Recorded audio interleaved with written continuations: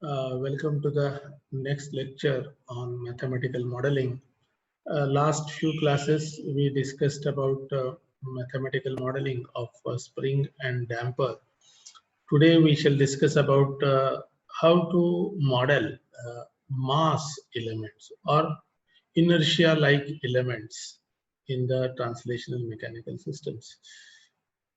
As we have discussed earlier also, any of the translational mechanical systems can be modeled by using spring, damper, and mass.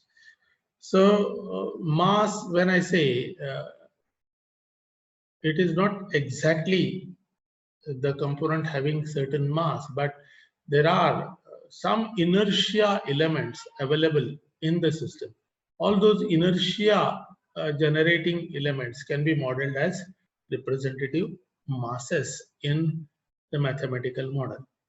The mass as a building block exhibits the property that the bigger the mass, the greater the force required to get it a specific acceleration, isn't it? The relationship between the force and the acceleration A, as given by Newton's second law, is force is equal to mass into acceleration.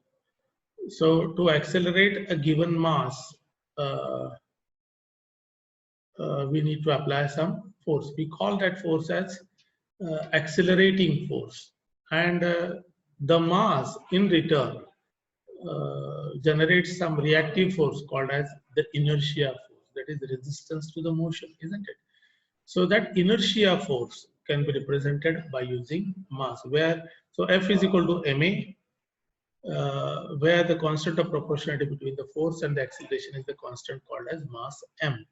Acceleration is the rate of change of velocity, that is dv by dt, and velocity v is the rate of change of displacement x.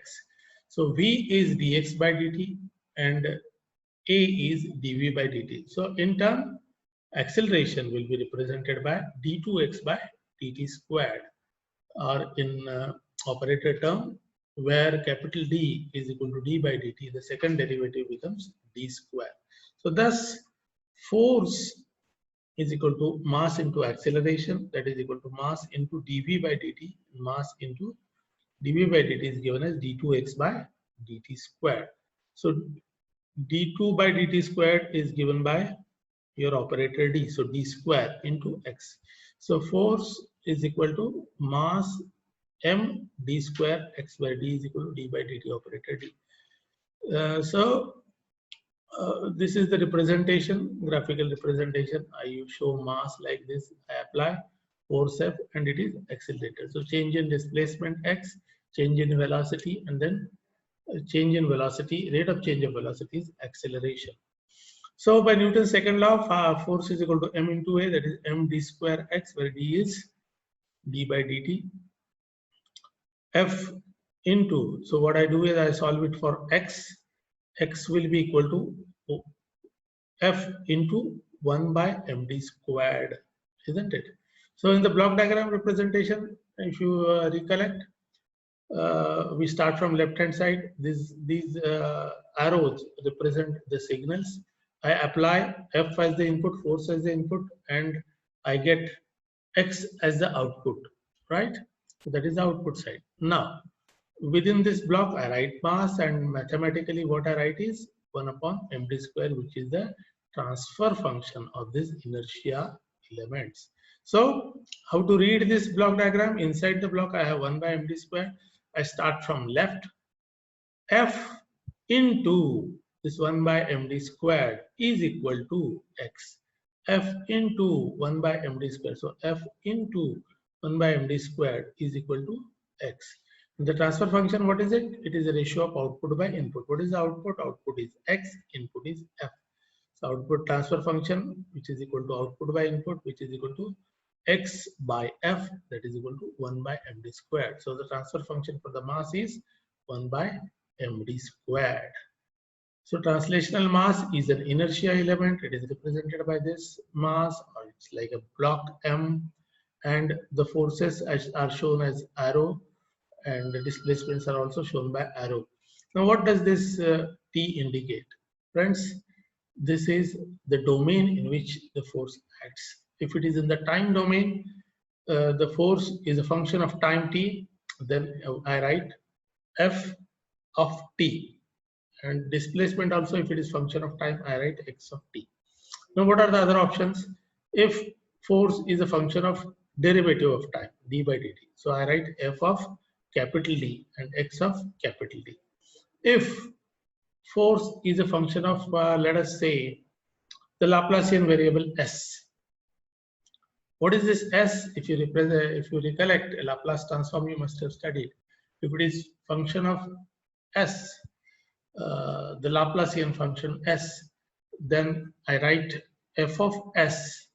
Force is a function of s, and displacement also is a function of s. That we'll discuss when we derive equations for the entire system. So this is a time domain representation, and if it is f of s, x of s, it is Laplace domain representation. Plainly speaking, the arrows going shown like this are the forces, and the displacement is shown like this. So this is the representation of translational mass. A mechanical system without mass does not exist. If a force F is applied to a mass, if a force F is applied to a mass and it is displaced to x meters, then the relationship between force and displacement is given by Newton's second law. That is, F is equal to m into acceleration a, that is m into d2x by dt square, or d by dt is capital D, so d2x by dt square is d square x, so md square x. We have seen the transfer function also.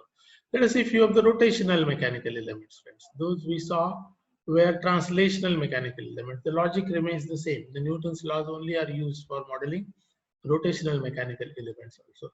So instead of linear spring, what I do is I show torsional spring. Now these are the torsional spring. You must have seen your cycle stand, you must have seen in watches, clocks, these torsional springs are used. Many of the shafts, these torsional springs are used. These also have stiffness, but that stiffness is called as torsional stiffness, K or K suffix T, KT. Let us say it's a free torsional spring having stiffness KT, torsional stiffness KT, and I have got two angular motions. There in linear springs we are showing displacement, linear displacement x. Now I'll be showing angular displacement theta 1 and theta 2. If I got both the angular displacements, then I'm applying a torque, and those are displaced by angle theta 1 and theta 2. This is the applied torque. That applied torque will also be in the same direction. It will not be linear, though it appears like that. No, it will be in the clockwise or anti-clockwise direction only. So the relationship remains the same. In the linear spring, we had seen force is proportional to x, and the constant of proportionality was k. So F was equal to kx. Now in torsional spring, instead of force, I'll be applying torque. Torque will be equal to stiffness, torsional stiffness kt, into, instead of x, I'll be having theta. Now here, difference between theta 1 and theta 2. What will be the effective angular displacement is theta 1 minus theta 2. So torque will be equal to k into theta 1 minus theta 2. If theta 2 is fixed, then it will be 0. Then torque T will be equal to k into theta 1. Then theta 1, if I solve it for theta 1, T into 1 by k will be equal to theta 1. I can draw the block diagram as I had drawn it for spring 1, isn't it? So this is the torsional spring, rotational spring or torsional spring we call it as. Then I have got, instead of damper, I have got torsional damper, right? A motor is shown like this, and it is provided lubrication.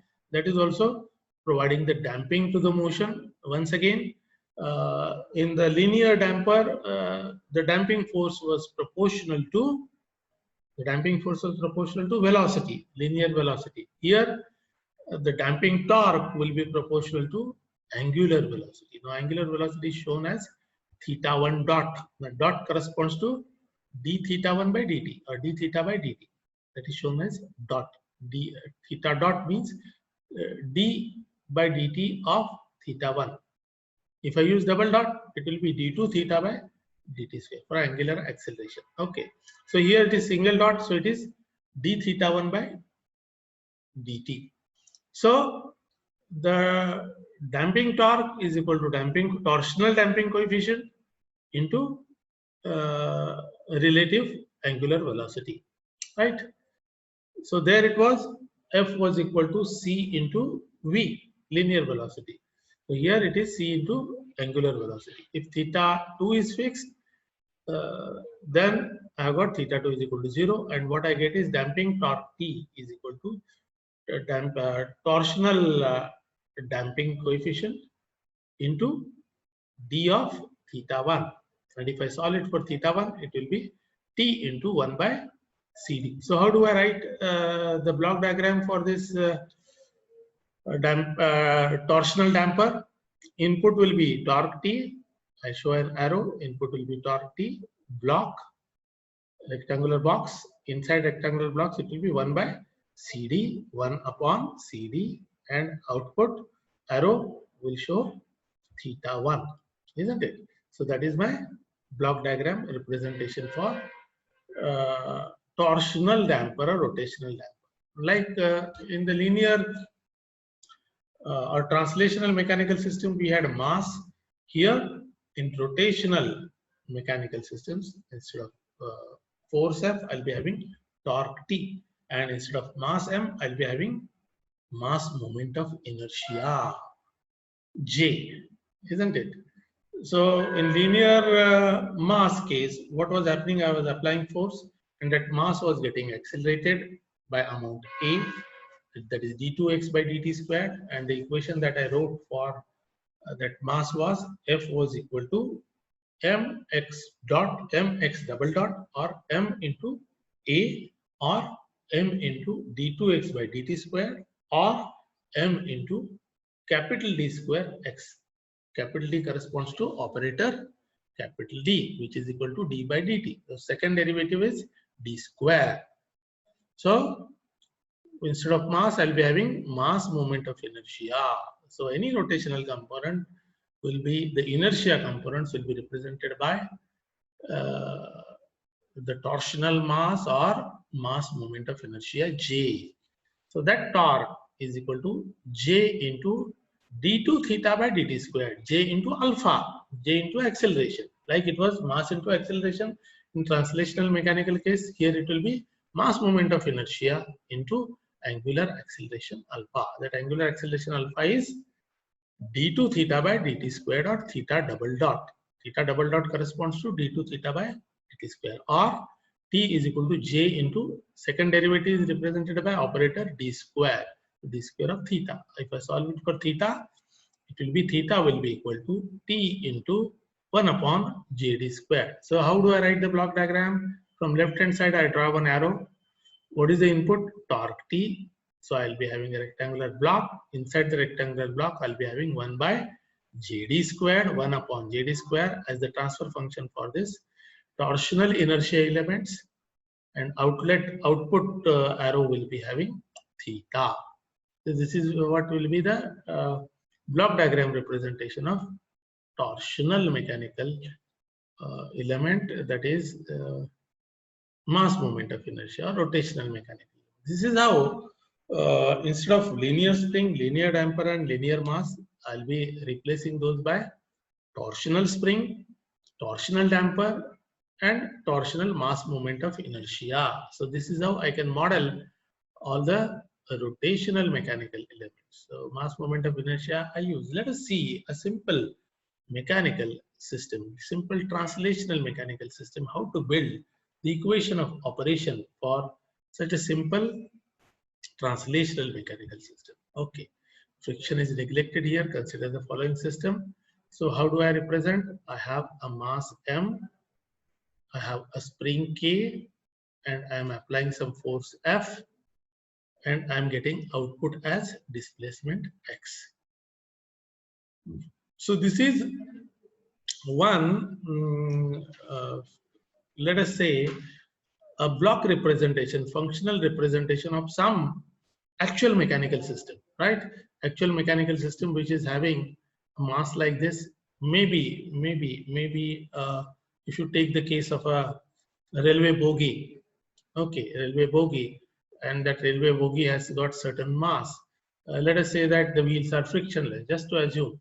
And then I have a coupler with a spring which is connected to the a fixed end, let us say, and I try to push that bogie uh,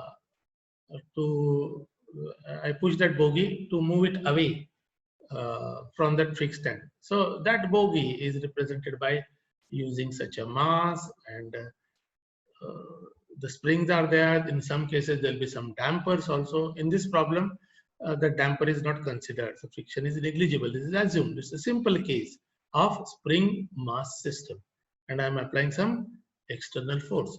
So if such a problem is given, now I can show some hatching here to show the fixed head. Okay, so it's a spring mass system. So what is called as free body diagram? I draw one mass here. I draw one mass here showing this mass, and on this mass, what are the forces those are acting, friends? So the first force is external force F. Now I'm applying force F like this. Now how the spring would react? When I'm trying to push that spring away, the spring will try to pull it back. The spring force will try to pull it back. So the spring force will be acting opposite to the action of external force. So the arrow is like this, isn't it? Fk, that is the spring force. It is in opposite direction. And then because of the application of force, this mass, if you remember, this mass will be accelerated, and that mass will provide me inertia force. That inertia force will be opposite to the accelerating force. If the accelerating force is acting like this, force F, the inertia force will be acting in the opposite direction. So F is in this direction, and inertia force and spring force are in the opposite direction, where Fk and Fm are force applied by the spring and inertial force respectively. So this is called as a free body diagram of this system, spring mass system. Okay, once I draw this free body diagram, it is easier for me to write the equation for this mechanical system, translational mechanical system. So I can have the convention F, external force F, is equal to the reacting forces, sum of the reacting forces. So external force F is equal to Fk, spring force, plus inertia force. So F is equal to spring force plus inertia force.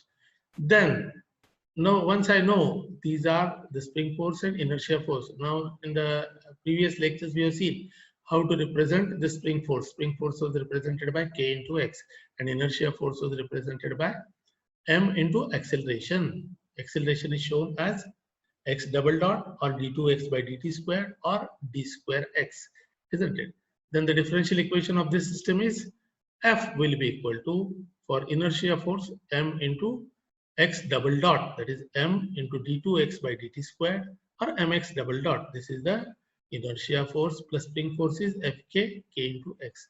So this is the differential equation for this spring mass system. How it is written? F is equal to M into d2x by dt squared plus kx. It's a second order time dependent linear differential equation with constant coefficients. Mass M and stiffness K are the constant coefficients. Taking the Laplace transform, now I convert. Now when I say F is equal to M into d2x by dt squared plus kx, so it is in the time domain, d2x by dt squared. It's a time domain. By taking the Laplace transform, I convert it into Laplace domain. Now, why do I convert it into Laplace domain? If you recollect, to study a Laplace transform, time domain equation can be converted into Laplacian domain equation by using a variable s. Now, what is the benefit? If I assume zero initial conditions, what happens is the differential equation gets converted into a simple algebraic equation in S, and it is always easier to solve an algebraic equation than a differential equation. So by converting the time domain differential equation into Laplacian domain equation, I simplify the method of solution of this differential equation. So taking the Laplace transform of both the sides and ignoring initial conditions, what I get is, instead of f of t, I get f of s.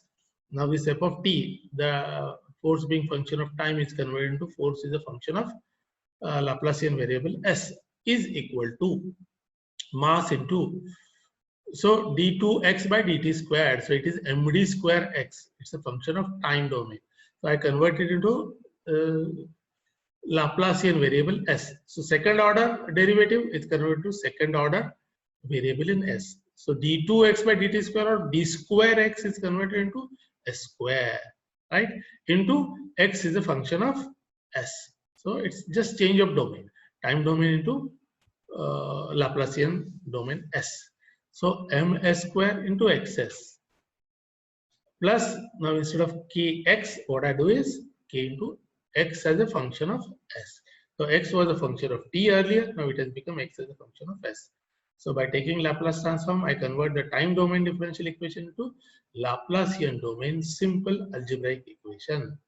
Now what I do is I take out xs common, x as a function of s common. So I take xs common, and what remains is ms square plus kx bracket multiplied by ms square plus k, ms square plus k bracket multiplied by x of s. So what remains is fs is equal to into bracket ms square plus k bracket complete multiplied by x of s. Okay, then how is the transfer function written? Transfer function is the ratio of output by input. What is the output? X is the output. So xs is the output. So if I take the ratio xs upon fs, xs upon fs, what remains is on the left hand side, I have 1 upon this ms square plus k. So this is the transfer function of my simple spring mass system, friends. Okay. So this is how I get the transfer function of a given spring mass system. Let us take one more example. What I've done here. So spring was there, force was there, X was there. I have added the damper, right? Some lubricating element I have added. C is the damping coefficient. Let us draw the free body diagram. How it looks. Mass M. What are the forces? Forces acting like this. All these are remaining are the reacting forces. The spring force is Fk, damping force is also Fc, and inertia force is Fm. All these are acting in opposite direction to applied force F. So what will be the equation then? F will be equal to spring force Fk plus inertia force Fm plus damping force Fc. So F is equal to Fk plus Fm plus Fc. Now recollect, Fk is Kx, Fm is md square x, inertia force, plus Fc is Cdx, right? That is how I write the differential equation. The differential equation of this spring mass damper or spring mass dashpot system is F is equal to, this is the inertia force, M into x double dot, M into acceleration, or md square x plus c into velocity, that is cx dot, plus spring force is kx. So taking the Laplace transform of both the sides and ignoring initial conditions, what I get? I convert this time domain equation into Laplace domain equation. So f of it, here it was f of t, it is f of s now. F of s is equal to, so d square x will be converted into s square, right? And all these will be functions of s. So ms square into xs plus, so dx will be converted into sx as a function of s, and k will be converted to k into x will be converted into k into xs. All these are functions of s. I can take out xs common, x of s is common. What remains inside the bracket is f of s is equal to into bracket ms square plus cs plus k bracket complete, the entire bracket multiplied by xs. Now if I take the ratio for transfer function, I take the ratio of output by input. So xs upon fs will be equal to 1 upon ms square plus cs plus k. So this is the transfer function of this spring mass dashpot system. This is how we can derive the equation of motion, and then we can get the transfer function in Laplace domain of given spring mass dashpot system. Let us take one more example. Now this is as if it looks like a physical example, isn't it? I have shown one spring, I have shown one damper with damping coefficient, instead of C it is B. and it is applied with force F, and I have displacement X, right? So don't get confused. When I apply force F, how the mass is moving like this. Don't take it that way. This shows the positive sign of X. This mass will be moving in both the directions. It will be moving in this direction also, will be moving in this direction also. What this arrow says, treat this motion as positive motion, right? So, but actually is subjected to displacement in both the directions. Okay, so let us draw the free body diagram for this mechanical system. So this is mass M. Now mass M is acted upon by various forces. What are the forces? Force F, external force F, then spring force and damping force. Now how these forces will be acting? The spring force, when I try to just push this mass against the spring, what the spring will do? The spring will apply equal and opposite spring force on the mass. So the spring force will be opposite to the external force, opposite in direction. Similarly, the damping force, this force F will try to push this damper B in this direction, and damper B in return will apply the reacting force FB in the opposite direction. And when I try to push the mass in that direction, the inertia force will be acting in opposite direction. So when I draw the free body diagram, all the reacting forces will be having opposite signs or opposite directions to that of applied force F.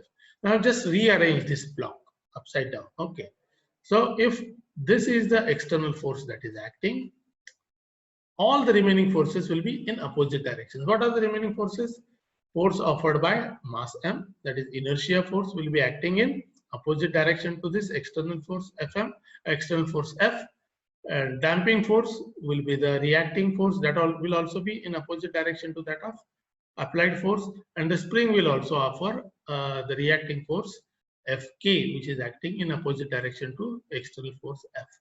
So I show the forces on the mass in this free body diagram: external force F and the reacting forces inertia force, damping force and spring force in opposite direction. Now how do I write the equation? External force F is equal to Fk plus Fm plus Fb, Fk plus Fm plus Fb. And how do I write the equation then? That will be equal to, I'll take the higher order derivative first, the inertia force. It will be md square x plus this will be bd into x plus k into x, isn't it? And that will be, if I convert it into Laplacian domain, how it will look? F of s will be equal to m into s square into x of s plus b into s into x of s plus k into x of s. If I take x of s common, what remains is f of s will be equal to into bracket ms square plus bs plus k bracket complete into xs. And if I take the transfer function, that is the ratio of output x upon input f, x of s upon f of s will be equal to 1 upon ms square plus bs plus k. So this is the transfer function of this spring mass dashpot system. Friends, this is how we can write the differential equation of operation for any of the translational mechanical systems and arrive at the transfer function. And we can write the differential equation of operation, convert it into Laplacian domain, and find out the transfer function.